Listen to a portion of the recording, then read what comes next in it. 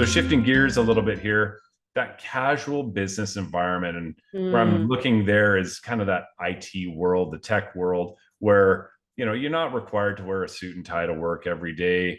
Well, on the male side anyway. mm. What do you recommend for women applying in those types of environments? We're still a business world, but it's a lot more on Yeah. the casual side. So, is it still the blazer and heels, or is it something different?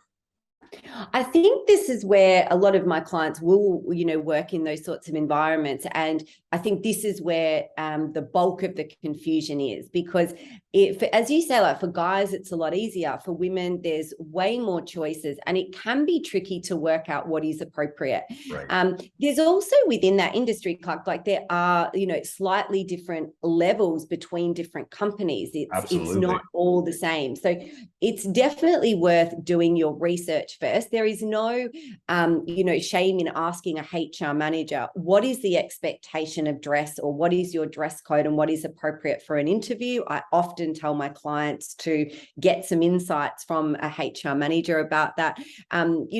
I think you can often get an idea of what a company's dress code is going to be as well by their kind of external, their website, their Yep. external things that they have. Ask around, people, but it's something that is, I guess, going to be sort of a safe sort of option. I would say, smart blouses always work.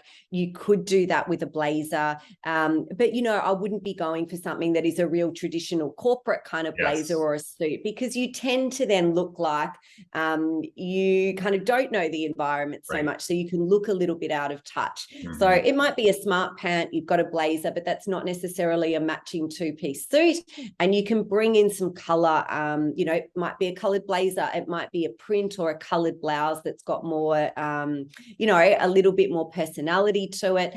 You can, have a look at some, skirts again that are a little bit more on fashion versus just kind of your traditional corporate pencil kind of skirt that all the women wear. We might be doing something like a midi skirt, or a style that's a little bit more contemporary. That's awesome. And then one of the key things you said there is to ask. And I advise my Yeah. clients this all the time. Just ask. I don't think I've ever met an HR manager that would be offended by asking a very, very reasonable question like that, which Mm. is, what's the standard for a dress for the interview? Or Yeah. what is the dress attire in the workplace? It shows you're interested, it shows you're keen. Yeah.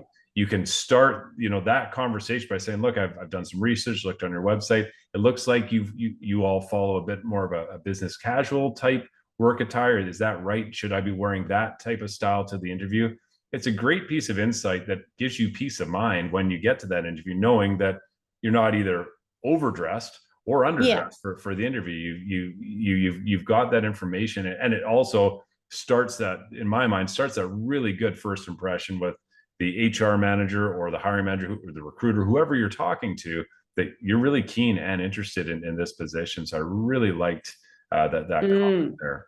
Yeah, yeah. And I think, if even after all that you're still kind of not sure, I would always say still err on the side of caution and dress slightly above Yes. than slightly below what you think it might be. Because if you're a little bit overdressed, that tends to come off a lot more favorably than if you're a little bit underdressed. Yeah, great point there.